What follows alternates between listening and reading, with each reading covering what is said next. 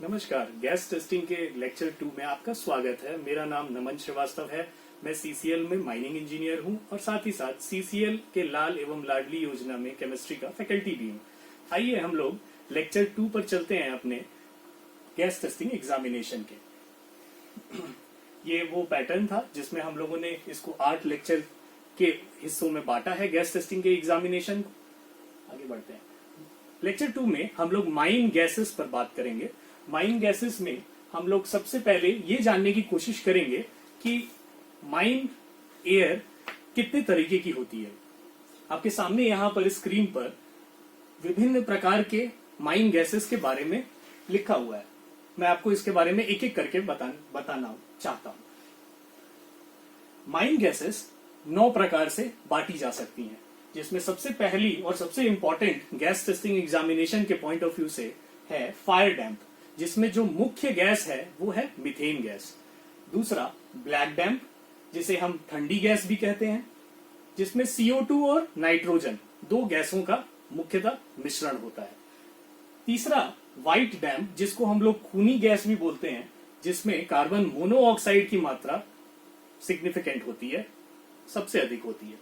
उसके बाद nitrous fumes, जिसमें तरह तरह के नाइट्रोजन के ऑक्साइड्स जैसे कि NO, NO2, N2O3, N2O4 ये सब हो सकते हैं, तो इन्हें हम लोग संक्षिप्त में NOx भी बोलते हैं। स्टिंक डैम्प, इसका नाम इस वजह से सड़ी गैस बोला जाता है क्योंकि इसमें जो पाई जाने वाली गैस है H2S, उसकी स्मेल एक सड़े हुए अंडे की जैसी होती है, तो ये बहुत आसानी से पहचान में आ सकती है। इसके बाद सल्फर डाइऑक्साइड, वो भी माइन गैसेस में पाया जाता है, जिसमें मुख्य गैस SO2 है। उसके बाद हाइड्रोजन गैस, गॉब स्टिंक और आफ्टर डैम्प। तो इन सब के बारे में हम लोग विधिवत बारी बारी से डिस्कशन करेंगे। तो आइए चलते हैं, हम लोग फायर डैम्प यानी गर्म गैस के बारे में थोड़े डिटेल में जानने की कोशिश करते हैं। आपके सामने ये जो स्लाइड है उसमें सबसे पहले जो चीज है वो है डेफिनेशन, उसकी जनरल प्रॉपर्टीज, लोकेशंस, कहां पर वो माइंस में पाया जाता है, और modes of release in underground mines, यानी वो कहां कहां अंडरग्राउंड माइन में रिलीज होगा, और सोर्सेज ऑफ कैचिंग फायर, जिससे उसमें आग लग सकती है। लेकिन सबसे पहले हम लोग डेफिनेशन पर ध्यान देते हैं कि फायर डैम्प हम कहते किसको है। फायर डैम्प यानी गर्म गैस कहने का तात्पर्य ये है कि ऐसी गैस जो कि माइन में है जिसमें मीथेन की मात्रा अधिकतम है, यानी मीथेन, नाइट्रोजन, ऑक्सीजन और कार्बन डाइऑक्साइड के मिश्रण वाले माइन गैस को हम लोग फायर डैम्प बोलेंगे। इसकी विशेषता क्या है? तो इसकी विशेषता ये भी कलरलेस है, ओडरलेस है, यानी इसमें इसका कोई रंग नहीं है, रंगहीन है, और ओडरलेस है, यानी इसमें कोई गंध भी नहीं है। लेकिन इसकी जो सबसे मुख्य विशेषता है वो ये है कि ये इनफ्लेमेबल है, यानी ये आग इसमें लग सकती है। तो आइए हम लोग इनकी जनरल प्रॉपर्टीज के बारे में देख लेते हैं। तो जो पहली जनरल प्रॉपर्टी है इसकी कि ये कलरलेस है, ओडरलेस है और टेस्टलेस है। इसके साथ ही ये कंबस्टिबल गैस है, यानी ज्वलनशील गैस है, और ये एक नीली फ्लेम के साथ जलती है, और हवा से ये हल्की है। 0.55 इसकी स्पेसिफिक ग्रेविटी है, यानी ये किसी भी माइन एयर में ऊपर की तरफ पाई जाएगी क्योंकि ये हल्की है, और ये नॉन पॉइजनस है, जहरीली नहीं है, और इसकी सॉल्युबिलिटी भी पानी में बहुत ही कम है। और ये जो मुख्य पॉइंट है वो ये है कि आग के संपर्क में आने पर ये तुरंत नहीं जलती है, ये कुछ समय लेती है। तो उस समय को हम लोग क्या बोलते हैं? लैग ऑन इग्निशन बोलते हैं, जिसके बारे में हम लोग आगे डिटेल में चर्चा करेंगे। अब ये कहां कहां पाई जाती है उस पर चर्चा कर लें। तो फायर डैम्प जो है वो जनरली किसी फेस में यानी आयतन में पाई जाएगी, राइस गैलरी में पाई जाएगी, क्योंकि हल्की है इसलिए राइस गैलरी में पाई जाएगी, डिप में नहीं पाई जाएगी। ये रूफ सीलिंग्स में पाई जाएगी, रूफ सीलिंग में कोई कैविटी है कहीं पर तो वहां पर भी पा सकती है। फिर उसके बाद किसी फॉल्ट, डाइक या स्लिप के पास पाई जाएगी, पुरानी वर्किंग्स, ओल्ड वर्किंग्स में पाई जाएगी, गोफ एजेस के पास पाई जा सकती है, और जो होल्स किए गए हैं अंडरग्राउंड माइन में और उनको अभी ब्लास्ट करना है उसमें भी पाए जाने की इसकी संभावना है।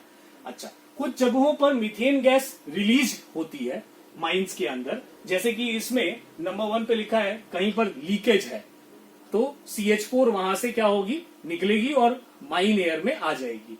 गैस ब्लोअर्स, जो कि जहां पर गैस बहुत ज्यादा स्टोर्ड है, कहीं पर फंसी हुई है और नया फेस तैयार हुआ है, तो वहां से गैस निकलने लगेगी, तो उसको हम लोग गैस ब्लोअर कहते हैं। गैस आउटबर्स्ट, एक अचानक से ढेर सारी मीथेन गैस कहीं से निकलकर बाहर आ जाए, तो उसको हम गैस आउटबर्स्ट बोलेंगे। फिर वहां अगर एटमॉस्फेरिक प्रेशर में अचानक से कमी आ जाए, तो उससे भी क्या होगा, जो भी गोफ एयर है, यानी गोफ के अंदर की जो हवा है वो माइन में आने लगेगी, तो उससे भी मीथेन की मात्रा क्या होगी, बढ़ सकती है। फिर उसके बाद अगर ये फायर डैम्प कहीं पर पाई जाए, तो उसमें आग कैसे लग सकता है, तो उसके क्या क्या कारण हो सकते हैं, उसके बारे में हमको देखना है। तो जैसे कि आप पहला देख रहे हैं ब्लोन आउट सॉल्ट, यानी अगर हम कहीं एक्सप्लोजिव लगाकर ब्लास्टिंग कर रहे हैं और वहां पर फायर डैम्प की मात्रा एक्सप्लोजिव रेंज में है, जिसकी बात हम लोग करेंगे आगे चलकर, तो उस जगह पर अगर कोई एक्सप्लोजिव का इस्तेमाल हुआ तो ये गैस में आग लग सकती है। किसी इलेक्ट्रिक स्विच या मशीनरी के स्पार्क से भी ये आग पकड़ सकती है। डिफेक्टिव सेफ्टी लैंप, अगर सेफ्टी लैंप हमारा उसमें कोई अगर गड़बड़ी है, तो उसकी वजह से भी कहीं पर आग लग सकती है। वेल्डिंग के दौरान, अगर अंडरग्राउंड में वेल्डिंग हम लोग कर रहे हैं, तो उसके दौरान भी आग लग सकती है। Friction, mine fire etcetera. आगे बढ़ते हैं। फायर डैम्प में मुख्य गैस मीथेन है, जो कि ज्वलनशील है, और उसके साथ ऑक्सीजन है, जो जलने में सहायक है।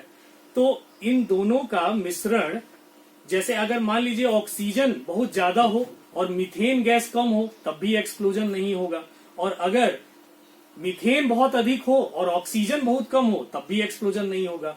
तो ऐसा कौन सा कंपोजिशन होगा जिसमें मीथेन और ऑक्सीजन ऐसे प्रतिशत में हो जो कि एक एक्सप्लोजिव मिक्सचर बना दें? तो उसी को समझने के लिए कावर्ड और जोन्स ने 1952 में एक डायग्राम बनाया, जिसको हम लोग कावर्ड डायग्राम के नाम से जानते हैं। तो जैसे मान लीजिए, ये जो डायग्राम आपके सामने है, इसमें मान लीजिए अगर आपका कोई माइन गैस है जिसमें 8% मीथेन है और उससे संबंधित 16% मान लीजिए ऑक्सीजन है, तो आपका जो पॉइंट है वो यहां पर मिलेगा, यानी इस ट्रायंगल के अंदर में मिलेगा। इस ट्रायंगल को हम लोग एक्सप्लोजिबिलिटी ट्रायंगल के नाम से भी जानते हैं। यानी ये एक ऐसा त्रिकोण है जिसमें अगर आपके ऑक्सीजन और मीथेन का प्रतिशत का पॉइंट अगर यहां मिल गया, तो ये एक्सप्लोजिव हो जाएगा, मतलब विस्फोट कराने की क्षमता रखता है। और अगर आपका ऑक्सीजन मान लीजिए 12% है और मीथेन जो है वो 16% है, तो आपका जो पॉइंट है वो यहां मिलेगा, इस जोन में मिलेगा। तो इस जोन का जो कंपोजिशन है वो एक्सप्लोजिव नहीं है, लेकिन उसके अंदर क्षमता है कि वो एक्सप्लोजन करा सकता है अगर कहीं से मीथेन एक्स्ट्रा कहीं से मिल जाए माइन के अंदर, और या फिर फ्रेश एयर कहीं से और आ जाए, एक ऐसा कॉम्बिनेशन बना ले कि आपका जो बिंदु है वो शिफ्ट होके यहां पहुंच जाए, तो वो एक्सप्लोजन हो सकता है, विस्फोट करा सकता है। तो वही बात आप यहां पे भी देख सकते हैं, अगर मीथेन बहुत कम है और ऑक्सीजन बहुत ज्यादा है, तो आपका बिंदु जो होगा वो इस जोन में मिलेगा। तो इस जोन में भी फायर डैम जो है वो एक्सप्लोजन नहीं करा सकती है। सबसे उपयुक्त जो कंपोजिशन है वो इस जोन में लाई करेगा, यानी अगर 4% मीथेन है और ऑक्सीजन आपका कम है, तो ये वाला जो जोन है वो एक्सप्लोजिव नहीं है और सेफ है काम करने के लिए माइन में। तो यानी आप मीथेन और ऑक्सीजन के कंपोजिशन से आप इस ग्राफ की सहायता से ये पता लगा सकते हैं कि मेरा फायर डैम जो है वो एक्सप्लोजिव है या नहीं है। अगर एक्सप्लोजिव है तो हम क्या करेंगे, हम प्रॉपर वेंटिलेशन करेंगे, जिससे क्या होगा कि आपका ये बिंदु जो है वो इस त्रिकोण के अंदर ना आए। तो इससे हमको एक रेंज मिल गया फायर डैम का कि अगर मेरे फायर डैम में 5.4 से 14.8% मीथेन है, तो ये एक्सप्लोजिव रेंज कहलाता है फायर डैम के लिए। ठीक है, तो इससे बहुत सारे प्रश्न गैस टेस्टिंग में पूछे जाते हैं, तो आप इस पर ध्यान रखेंगे। यहाँ पर कुछ डिटेल में भी दिया हुआ है, अगर आप चाहें तो आप उतार सकते हैं। आगे बढ़ते हैं हम लोग। अब मीथेन का हम लोग डिटेक्शन कैसे करेंगे?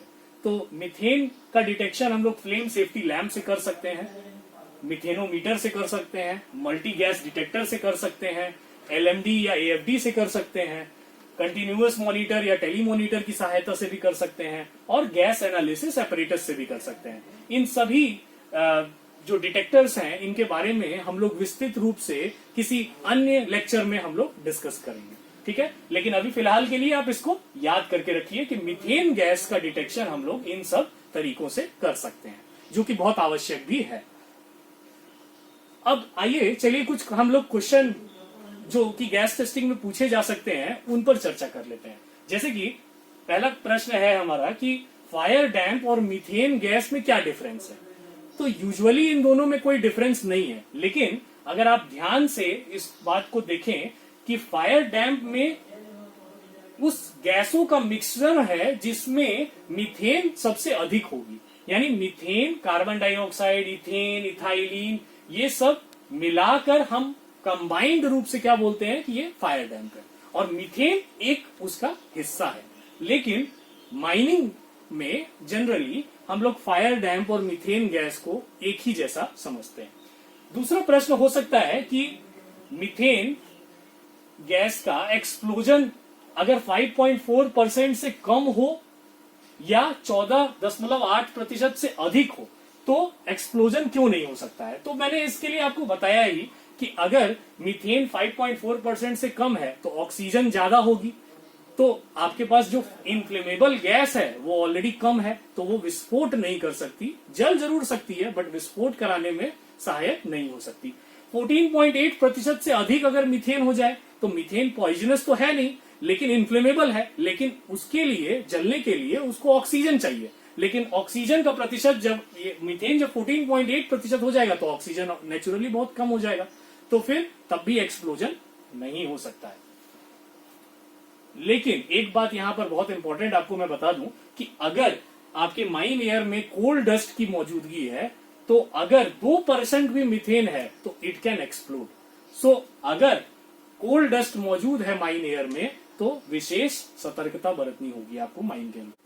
तो तीसरे प्रश्न की तरफ हम लोग चलते हैं। तो आपसे ये पूछा जा सकता है कि फायर डैम्प में मीथेन का कितना प्रतिशत होना चाहिए कि उसकी एक्सप्लोजिबिलिटी सबसे अधिक होगी। तो हम लोगों ने देखा था कि मीथेन की एक्सप्लोजिबिलिटी रेंज क्या है, 5.4 से 14.8%। तो उसमें अगर मीथेन हमको 9.6% मिल जाए तो उस समय फायर डैम्प सबसे ज्यादा एक्सप्लोजिव होगा। चौथा प्रश्न क्या हो सकता है कि लैग ऑन इग्निशन क्या होता है। तो जब भी फायर डैम्प किसी सोर्स ऑफ फायर के संपर्क में आती है तो वो कुछ समय लेती है जलने के लिए, तो उस समय को हम लोग क्या बोलते हैं, लैग ऑन इग्निशन बोलते हैं। तो जैसे फायर डैम्प अगर मान लीजिए किसी फायर सोर्स के संपर्क में आए जिसका तापमान 650 डिग्री सेंटीग्रेड है तो वो 10 सेकेंड का समय लेगी आग पकड़ने के लिए, और अगर किसी फायर सोर्स का टेम्परेचर 1000 डिग्री सेंटीग्रेड हो तो 1 सेकेंड से भी कम समय में फायर डैम्प में आग पकड़ सकती है। सो ये जो समय लगा आग पकड़ने में उसी को हम लोग क्या बोलते हैं, लैग ऑन इग्निशन बोलते हैं। इसकी खोज जो है वो सर हम्फ्री डेवी ने की थी, और ये आगे चल के बहुत सारी चीजों की डिस्कवरी में सहायक हुई, जैसे कि फ्लेम सेफ्टी लैम्प, कोई सेफ एक्सप्लोजिव मटेरियल, या फिर फ्लेम प्रूफ डिवाइसेस बनाने में भी इसका उपयोग हुआ। तो इसी के साथ हम लोग इस लेक्चर को समाप्त करते हैं, और अगले लेक्चर में हम लोग और डिटेल में दूसरी चीजों को जानने की कोशिश करेंगे। धन्यवाद, थैंक यू।